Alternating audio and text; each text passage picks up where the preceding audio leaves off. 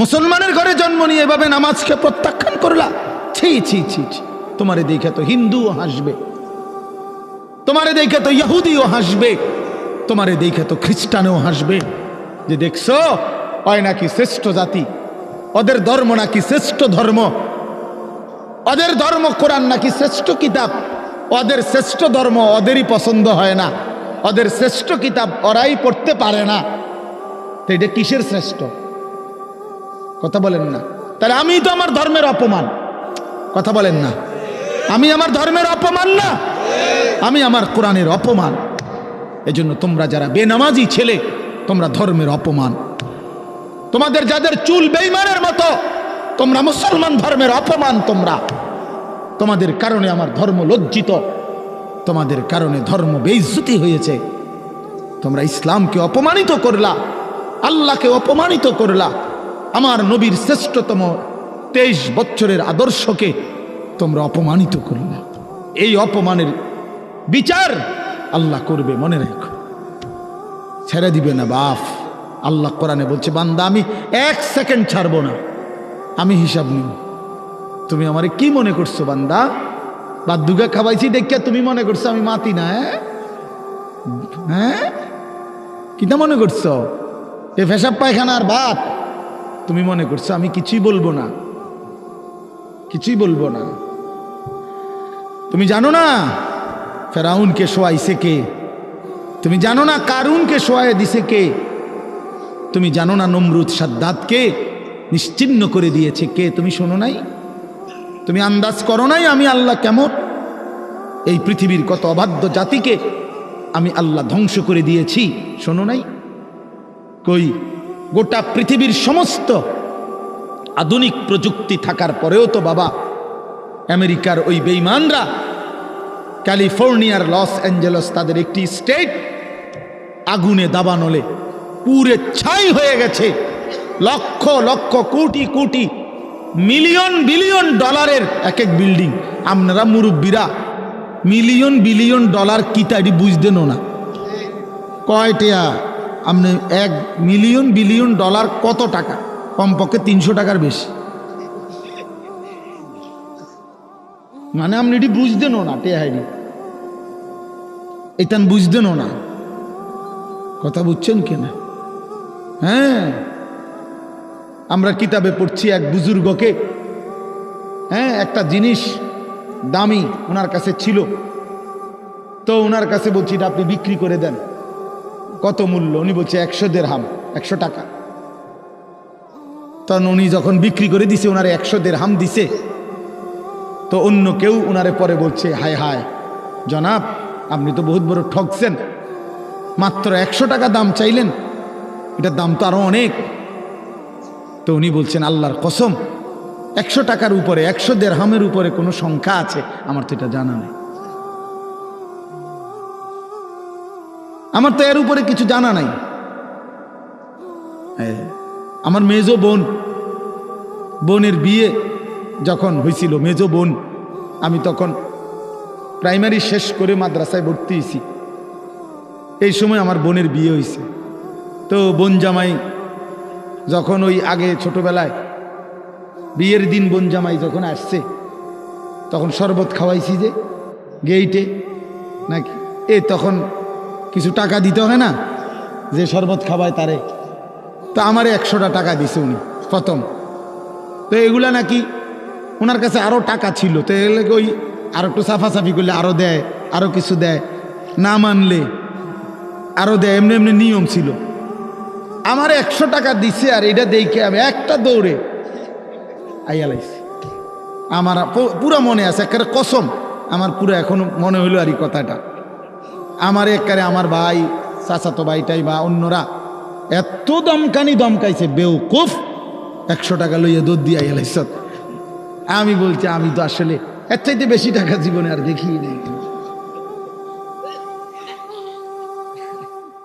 তো বলতে চাইলাম, হাজার হাজার কোটি কোটি মিলিয়ন ডলারের এই বাড়ি ভবন, এগুলো পৃথিবীর সর্বাধুনিক প্রযুক্তি দিয়ে, অত্যাধুনিক প্রযুক্তি থাকা সত্ত্বেও, আধুনিক সরঞ্জামাদি থাকার পরেও বাপ আল্লাহর দেওয়া আযাবে আগুনে যখন জ্বলছে, এই কয়দিন হইল কোনো বেঈমানে 1 সেকেন্ডের জন্য আগুন নিভাইতে পারে নাই।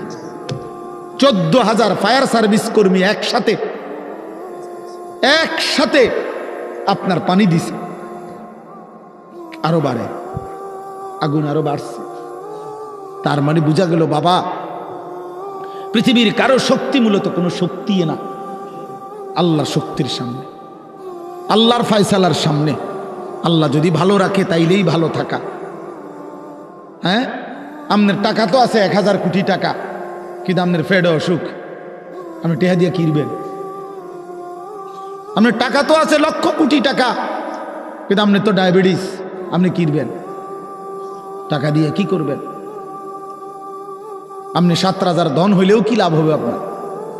এই জন্য আমি অনুরোধ করছি, আমরা মোমেন, আল্লাহ আমাদেরকে বলছে এটাই কথা, সকলেই আল্লাহর কথা শুনবে এটা জরুরি না, এবং সবার সৌভাগ্য হবে এটাও জরুরি না।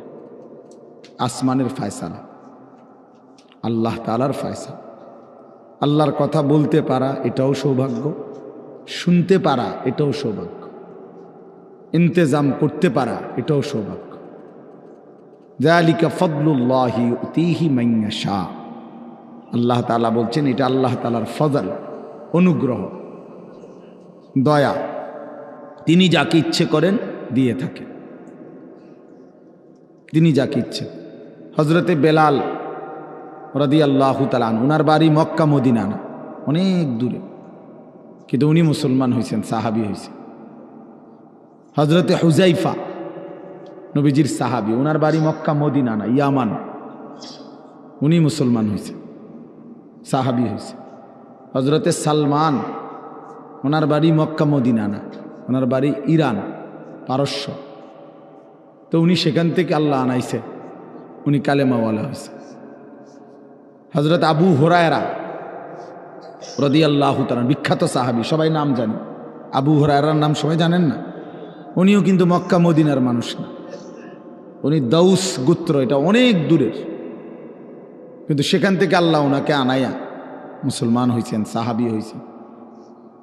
কিন্তু আবু জেহেল বাড়ির কাছে, আল্লাহর ঘর কাবার সবচেয়ে কাছে, সর্বপ্রথম বাড়ি যার কাবা ঘরের পরে আবু জাহেলের বাড়ি।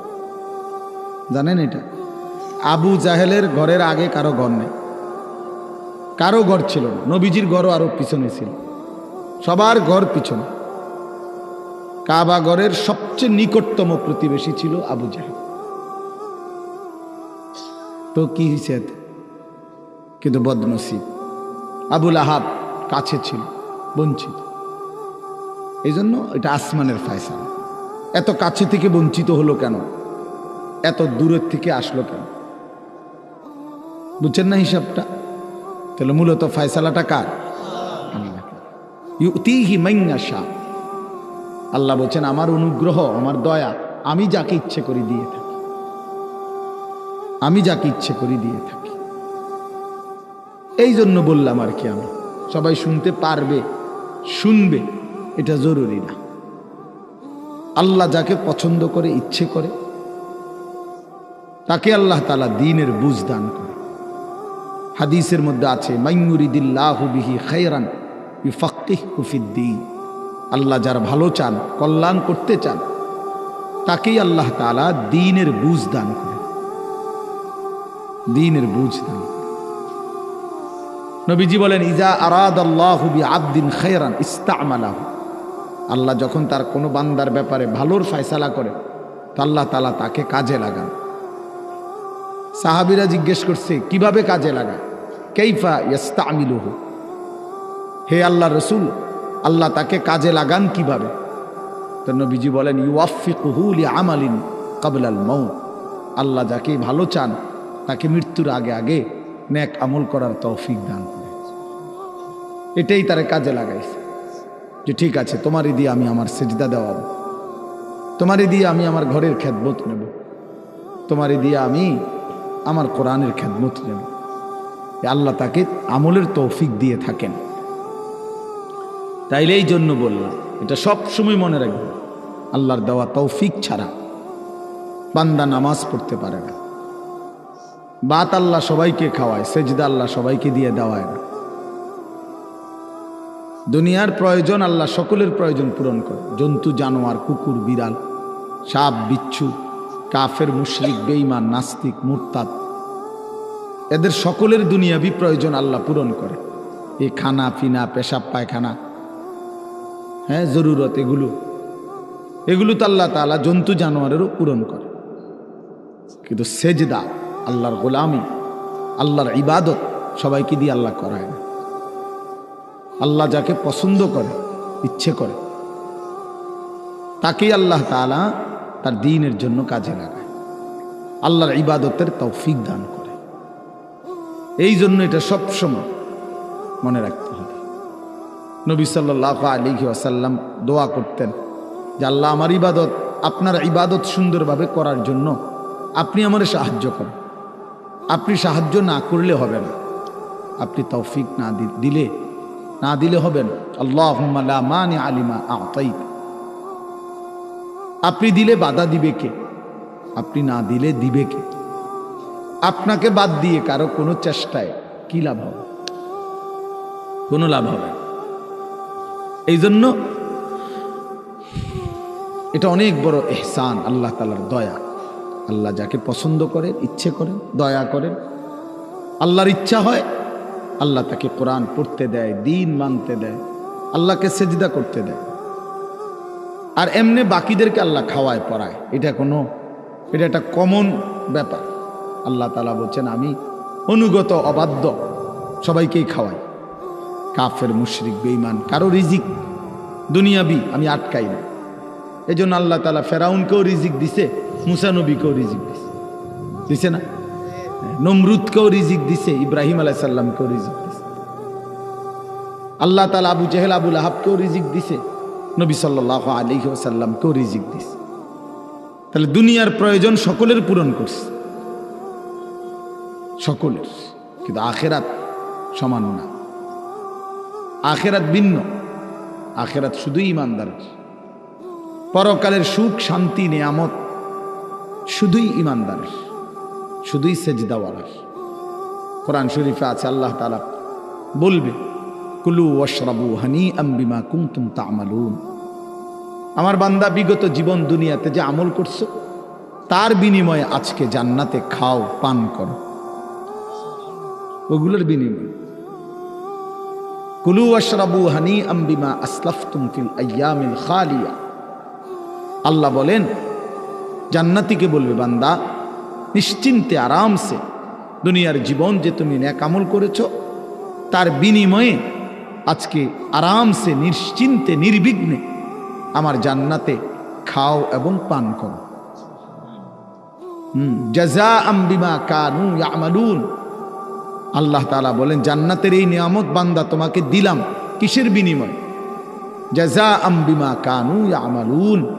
ওই যে দুনিয়ায় আমল করেছিলে তার বিনিময়। এ তোমার সেজদার বিনিময়, এ তোমার রুকুর বিনিময়, এটা তোমার জিকিরের বিনিময়, আমার গোলামের বিনিময়, আমার বন্দিগির বিনিময়। এই জন্য আখিরাত শুধুই মুমিনের জন্য, পরকাল শুধুই ইমানদারের জন্য। এই জন্য আল্লাহ তাআলার তৌফিক ছাড়া বান্দা আমল করতে পারে না, নামাজ পড়তে পারে না, সেজদা দিতে পারে না। কত ছেলে দেখেন না চোখের সামনে এক ওয়াক্ত নামাজ পড়ে না, জানেও না সে মানুষের বাচ্চা নাকি জানোয়ার, এটাও জানে না। হাইওয়ান কিনা না মানুষ বলতে পারে না। কে পাঠাইলো, কেন পাঠাইলো, কে সৃষ্টি করলো, কেন সৃষ্টি করলো, কি জন্য আসলো, কিচ্ছু জানে, কিছুই জানে না। লক্ষ্য উদ্দেশ্যহীন গন্তব্যহীন এক পাগল মাতাল ছাগল, যা মন চায় তাই করে, যা মন চায়। এটা জিন্দিগি আর কি। এ তো লক্ষ্য উদ্দেশ্যহীন জীবন, জন্তু জানোয়ারের জীবন। মুসলমান তো তাকে বলে যার সুনির্দিষ্ট গন্তব্য জানা আছে। ইমানদারের গন্তব্য জানা আছে যে আমার গন্তব্য কোথায়, আমার এটা হায়াত, এরপরে আমার মৃত্যু কবর, এরপরে আমার হাসরের মাঠ, এরপরে আমার মিজান হিসাব, এরপরে আমার ফুলসেরাত, এরপরে আমার জান্নাত। আমার টার্গেট জানা আছে, আমার গন্তব্য জানা আছে। আমি থামবো সেদিন, জান্নাতে যাব যেদিন। আমার টেনশন দূর হবে সেদিন, আমি জান্নাতে ঢুকবো যেদিন। ওয়াকালুল হামদুলিল্লাহিল্লাযী আযহাবা আন্নাল হাযান। কোরআনুল কারীমের মধ্যে আছে, আল্লাহ তাআলা বলেন, জান্নাতি বান্দা জান্নাতে ঢুকে বলবে, আল্লাহ আপনার প্রশংসা করছি, আজকেই আমার চিন্তা পেরেশানি জীবনের তরে শেষ হলো। আজ আমি জান্নাতে ঢুকলাম, এবার আমি নিশ্চিন্ত হলাম, নিশ্চিন্ত হলাম। আর কোনোদিন এই জান্নাত থেকে বের হতে হবে না। আল্লাহ তাআলা বলছেন, আর কখনোই এখান থেকে বের হইতে হবে না। খালিদিনা ফিহা আবাদা, চিরস্থায়ী। চলেন বাপ, তো এই জন্য বললাম, নিজেদের ছেলে, নিজেদের মেয়ে, নিজেরাও ইনসাফের সাথে ভাইবেন যে আপনি আখিরাত চিনেন কিনা। আপনার ছেলে মেয়েগুলো যেই জীবন পরিচালনা করতেছে, এতে কি মনে হয়? এতটুকু আন্দাজ করা উচিত যে আমার ছেলে আসলে আখিরাত চিনে কিনা, আমার ছেলের সামনে কোনো গন্তব্য আছে কিনা, নাকি এই মোবাইল, নারী, ছবি, জিনা, ব্যভিচার, মদ, জুয়া, নাচ, গান, উলঙ্গ দৃশ্য, হালাল হারামের কোনো বাজ বিচার নাই, পাক নাফাকের কোনো বাজ বিচার নাই, লজ্জা শরম হায়া কিচ্ছু নাই। যখন যা যা মন চায় খাইতেছে, হ্যাঁ, যা মন চায় তাই করতেছে। তো এই খামখেয়ালি জীবন, যখন যা মন চায় তাই, হালাল হারাম, জায়েজ না জায়েজের জীবন, যার পার্থক্য নাই। আল্লাহ তাআলা কোরআনে বলছে, তার উদাহরণ হলো ফামাসালুহু কামাসালিল কাল, কুত্তার মতো। হ্যাঁ, এটা কোরআন শরীফের আয়াত। ওই জীবন কুত্তার জীবন, কুকুরের জীবন। এই জন্য আমি সবসময় এটা বুঝি, বেনামাজির জিন্দিগি কুত্তার জিন্দিগি। এই ফজরের নামাজ না পড়ে যেই জানোয়ারগুলো ঘুমায় থাকে, এগুলা কুকুরের জিন্দিগি। খালাস। এই সুদখোরগুলো যে জিন্দিগি কাটায়, এগুলো কুকুরের জিন্দিগি কাটায়। এই হারামখোরগুলো যে জীবন কাটায়, এটা জানোয়ারের জীবন কাটায়। কোরআন শরীফের আয়াত এটা। ওয়াত্তাবাআ হাওয়াহু ফামাসালুহু কামাসালিল কাল। আল্লাহ বলছে, মনের ইচ্ছা মতো যে চলে, আল্লাহর হুকুমের পরোয়া করে না, হালাল হারাম এর পার্থক্য যে মানে না, আল্লাহ বলছে তার উদাহরণ কামাসালিল কাল, কুত্তার মতো, কুকুরের মতো। ইন তাহমিল আলাইহি ইয়ালহাস আও তাতরুকহু ইয়ালহাস। আল্লাহ বলছে কুকুরের স্বভাব, দৌড়ানি দিলেও জিব্বা লম্বা করে হাঁফায়, ছেড়ে দিল দাঁড়ায়া দাঁড়ায়া জিব্বা লম্বা করে হাঁফায়, জিব্বা লম্বা করে হাঁফায়, এমন করে। এ কুকুরের স্বভাব। পেলেও অতৃপ্ত, না পেলেও অতৃপ্ত, থাকলেও অশান্তি, না থাকলেও অশান্তি। কারণ হারাম করছে, নাফরমান যে, আল্লাহর অবাধ্য যে, পাক নাফাক, হালাল হারাম, যার কাছে সুদ আর ব্যবসা একই রকম মনে হয়, সে কি মানুষ নাকি? যার কাছে আপন বউ পরের মহিলা সমান মনে হয়, নিজের বউও দেখে, মানুষের বেডিও দেখে, তো তার কাছে কি কোনো হালাল হারামের পার্থক্য আছে কি? তো সে জানোয়ার না, তো জানোয়ার কে? সে জানোয়ার না, তো জানোয়ারটা কে? তাই বলে, ইনসাফের কথা বলে, নাহলে বিচারে কর কি কয়। এই জন্য এটা সবসময় মনে রাখবেন, জওয়ান হন আর বুড়া হন, আমি হই আর আপনি হন, হালাল হারামের পার্থক্য যার মধ্যে নাই, কুকুরের মধ্যে কোনো হালাল হারামের পার্থক্য নাই, কুকুরের মধ্যে পাক নাফাকের কিছু নেই, কারণ যেহেতু সে জানোয়ার। কিন্তু মানুষ যে ইনসান, তার সৃষ্টিগত সত্তার মধ্যে হালাল হারামের অনুভূতি থাকতে হবে। মুসলমান তাকেই বলবে যার মধ্যে জায়েজ না জায়েজের পার্থক্য আছে, হালাল হারামের অনুভূতি আছে, পাক নাফাকের অনুভূতি আছে। কোরআনুল কারীমে আল্লাহ তাআলা এটা বলছেন। এজন্য নবীজি বলছেন আল হালালু বাইয়িন ওয়াল হারামু বাইয়িন, যেটা হালাল এটা স্পষ্ট, যেটা হারাম এটাও স্পষ্ট।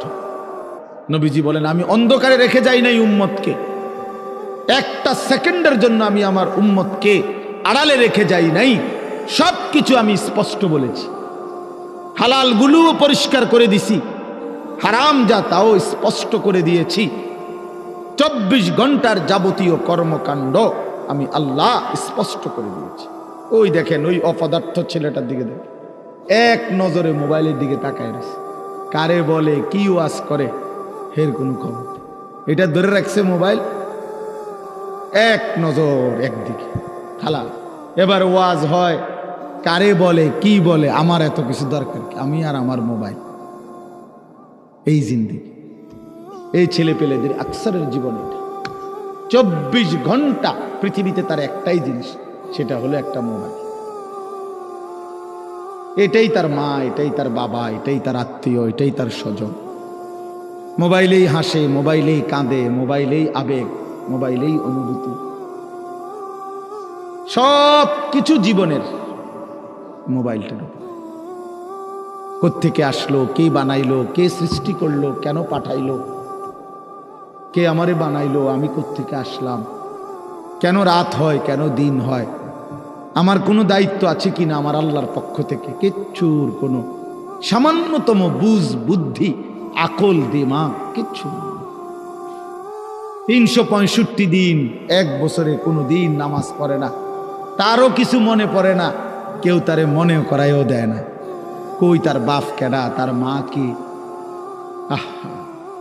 কেউ একটু বলেও না যে কিরে বাপ তুমি যে এক ওয়াক্ত নামাজ পড়ো না, তুমি মুসলমানের বাচ্চা হইলা কেন, তুমি মানুষের বাচ্চা হইলা কেন। তার মা একটাবার বলে না, মায়ে কেমন সন্তানেই কেমন।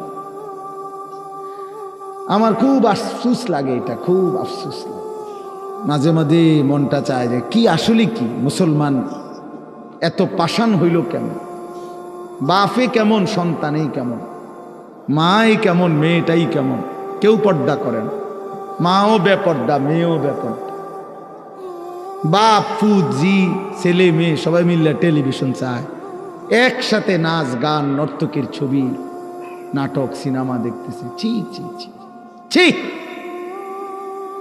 কত নিকৃষ্ট মুসলমান, কত বেশরম বেহায়া নির্লজ্জ হইলে এত বড় বেশরম হইতে পারে। আত্মমর্যাদা, আত্মসম্মান, লজ্জা যদি এক বিন্দু থাকতো তাইলে তো বাবা জিজ্ঞেস করতো যে কিরে বাপ তুই মুসলমানের ঘরে জন্ম নিয়া এক ওয়াক্ত নামাজ পড়ে না, তুই কেমনে রে আমি মুসলমানের সন্তান হইলি, তুই মুসলমানের ঘরে সন্তান হইলি কেমন। আরে এইটা তো আগে বোঝাপড়া করার বিষয় ছিল। তোর বিদেশ, তোর চাকরি, তোর দাখিল, তোর এসএসসি বেড়া এডি বাদ দে বেড়া, থো বেড়া এডি পরের কথা বেড়া, আগে তুই মুসলমানের বাচ্চা কিনা আগে এটা বল বেটা, তোর নামাজের বোঝাপড়া কর আগে বেটা। কিসের তোর বিদেশ, আবার কিসের তোর দেশ, তোর চাকরি দিয়ে আমি করব কি, তোর ব্যবসা দিয়ে আমি করবো কি, তোর উপার্জন খাইয়া আমি করবো কি বেটা, তুই তো হারাম কর, তুই তো নাফরমান।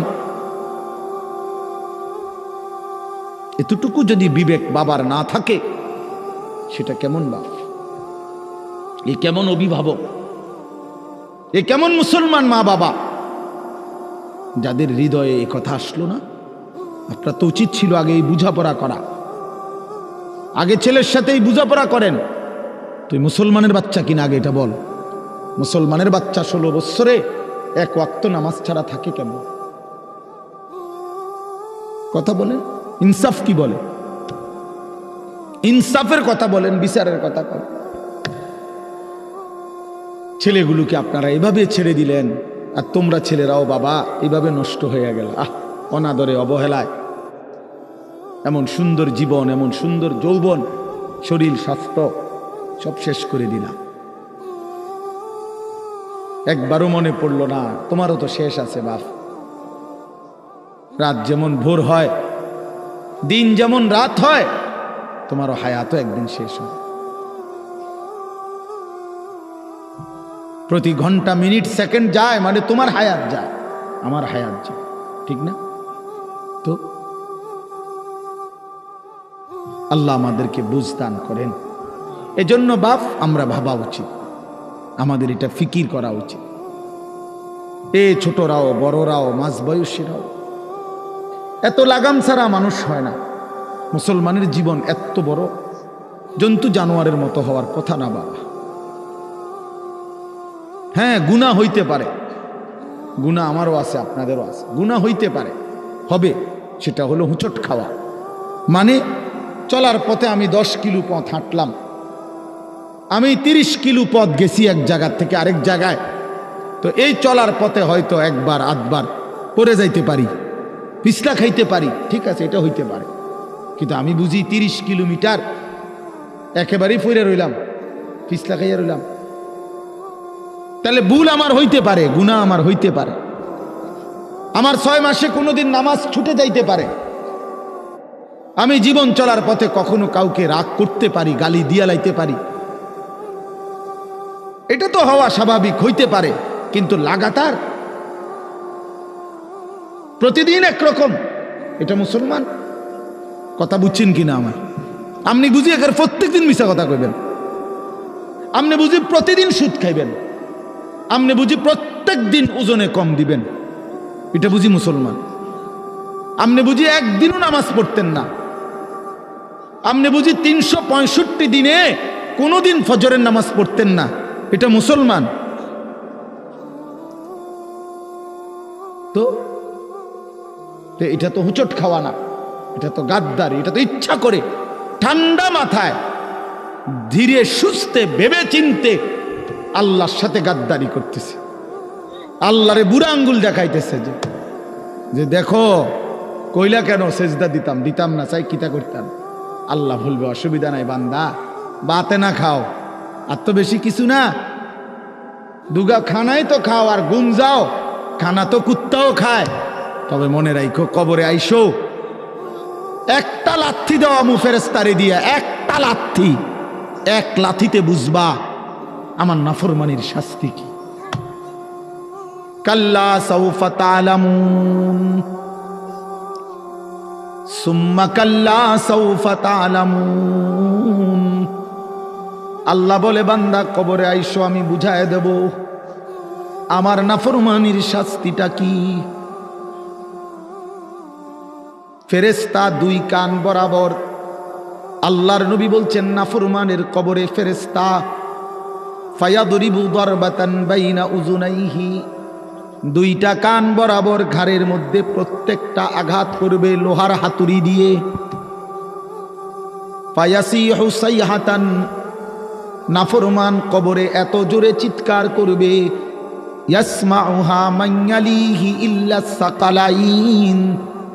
আল্লাহর নবী বলেন দুনিয়াবাসী, মানুষ এবং জিন ব্যতীত আল্লাহর সব সৃষ্টি ওই বেঈমানের কবরের চিৎকার শুনতে পাবে, এমন জোরে চিৎকার দিবে। একটা একটা আঘাত এভাবেই চলবে কিয়ামত পর্যন্ত, এভাবেই চলবে কিয়ামত পর্যন্ত। আল্লাহর নবী সাল্লাল্লাহু আলাইহি ওয়াসাল্লাম বলেন নাফরমান পাপীকে যখন কবরে রাখা হবে, 3টা প্রশ্নের উত্তর যখন নাফরমান দিতে পারবে না, সাথে সাথে কবর তারে এত জোরে একটা চাপ দিবে, একটা চাপ দিয়া ডান পাশের মাটি বাম দিকে, বাম দিকের মাটি ডান পাশে চলে আসবে, হাত্তা তাখতালিফা আদলাউহু। আল্লাহর নবী বলেন ডান পাশের পাজরের হাড্ডি ভাইঙ্গা বাম পাশে ঢুকে যাবে, বাম পাশের হাড্ডিগুলো ভাইঙ্গা ডান পাশে ঢুকে যাবে। নবীজি দেখায় দিছে হাত্তা তাখতালিফা আদলাউহু, এইভাবে 2 আঙ্গুল একটা যেমন আরেকটার মধ্যে ঢুকে যায়, আল্লাহর নবী বলেন এভাবে পাজরের হাড্ডি একটা আরেকটার মধ্যে ঢুকে যাবে। কি বাপ মনে করছো তোমারে এমনে এমনে ছেড়ে দিব? কি মনে করছো যার ভাত খাইলা তার বুঝি হিসাব দিতে হবে না?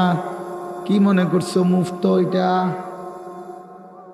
হ্যাঁ, কার পানি পান করেছো, কার ভাত খেয়েছো, কার আসমান, কার জমিন, কার চন্দ্র, কার সূর্য ব্যবহার করেছো বান্দা?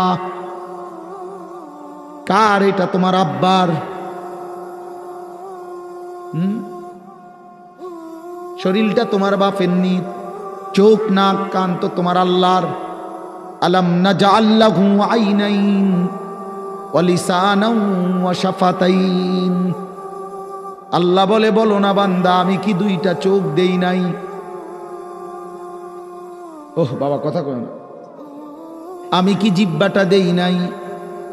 আমি কি দুইটা ঠোঁট দেই নাই? তো উত্তরে কি বলবেন যে না দেন নাই? কি বলবেন? কথা বলেন। তো এই কথা বলার হিম্মত আছে কারো যে আল্লাহ আপনি চোখ দেন নাই, আপনি ঠোঁট দেন নাই? কারো সাহস আছে কিনা এটা বলার? তাইলে আল্লাহই তো দিয়েছেন। আলাম নুসিহ জিসমাকা, হাদিসে আছে নবীজি বলেন আল্লাহ জিজ্ঞেস করবে হাসরের মাঠে, বান্দা বলো না আমি কি তোমার শরীরটা সুস্থ রাখি নাই? ওয়া নুরভিকা মিনাল মা, আমি কি প্রতিবার তৃষ্ণার্ত অবস্থায় তোমারে আমি আল্লাহ তো আমি কি পানি পান করাই নাই? আমি তো পানি পান করিয়েছিলাম, আমি তো তৃষ্ণা নিবারণ করেছিলাম, আমি তো ক্ষুধার চাহিদা পূরণ করেছিলাম, আমি তো কায়নাতের সূর্য চন্দ্র আলো বাতাস দিয়েছিলাম। ওয়াজআলনা নাওমাকুম সুবাতা, আল্লাহ বলে সারাদিনের ক্লান্তি দূর করার জন্য রাত্রি গভীরের ঘুম আমি আল্লাহই তো বানিয়েছি। ওয়াজআলনাল লাইলা লিবাসা, অন্ধকার কালো চাদর দিয়ে ঢেকে পৃথিবীটাকে অন্ধকারাচ্ছন্ন করে দিয়েছি আমি আল্লাহই তোমার ঘুমের উপযুক্ত পরিবেশের জন্যে। আবার দিনের বেলা আলোকিত করে দিয়েছি তোমার উপার্জনের সুবিধার জন্যে। রাতে তুমি ঘুমাইবার জন্য অন্ধকার করে দিয়েছি, দিনে তুমি রোজগার করবা এই জন্য আলোকিত করে দিয়েছি। সুবহানাল্লাহ। ওয়াজআলনান নাহারা মাআশা, উপার্জনের জন্য দিন বানিয়েছি, ঘুমাইবার জন্য রাত বানিয়েছি। ওয়াজআলনা সিরাজাও ওয়াহাজা, একটা উজ্জ্বল সূর্য আমি আল্লাহই বানিয়েছি। ওয়াআনজালনা মিনাল মুসিরাতি মাআন সাজ্জাজা, জমাট বাঁধা মেঘ থেকে আমি আল্লাহ অঝোর ধারায় বৃষ্টি নামিয়েছি। এই জমিনটাকে সিক্ত নরম করেছি, ছোট্ট ছোট্ট ছিদ্র বানিয়েছি।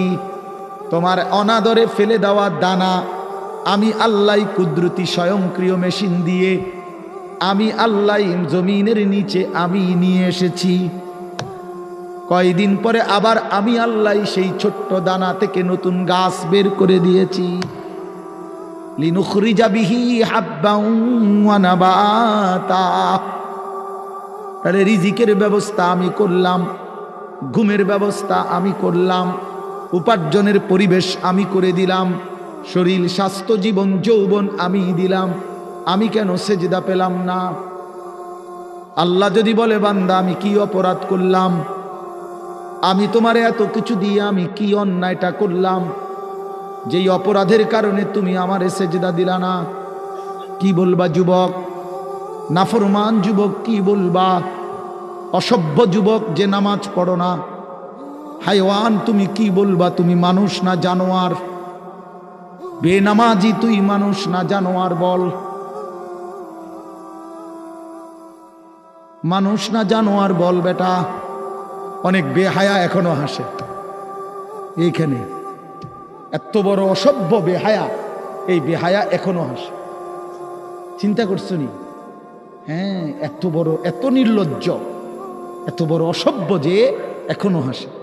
অর্থ হইল আমারই কয়, বুঝেন নাই? বুঝতেছে সে আমারই কয়। আহ আহ আমার মনে হয় কুকুররে কইলে কুকুর মাথা নামাইলে লইল। আহা, আমাদের সন্তানদের হালাত কত নাজুক, চিন্তা করে দেখে।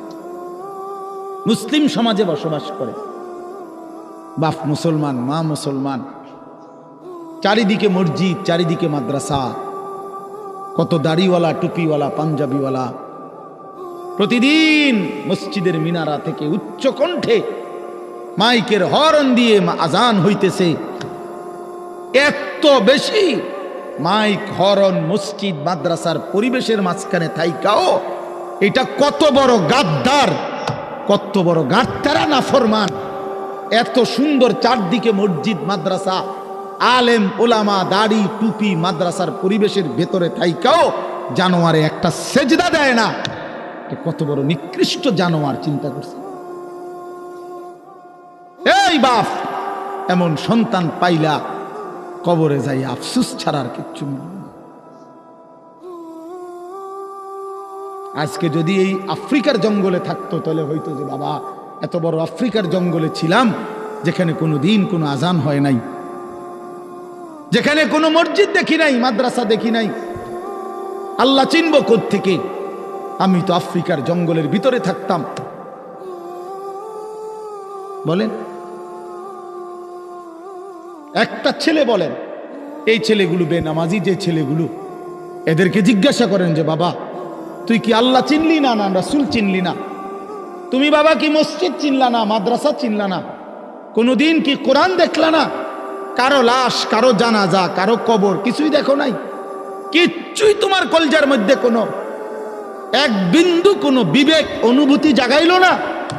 শুধু নারী, শুধু একটা মোবাইল, শুধু একটা ছবি, শুধু একটা অশ্লীল দৃশ্যের কাছে হেরে গেলা।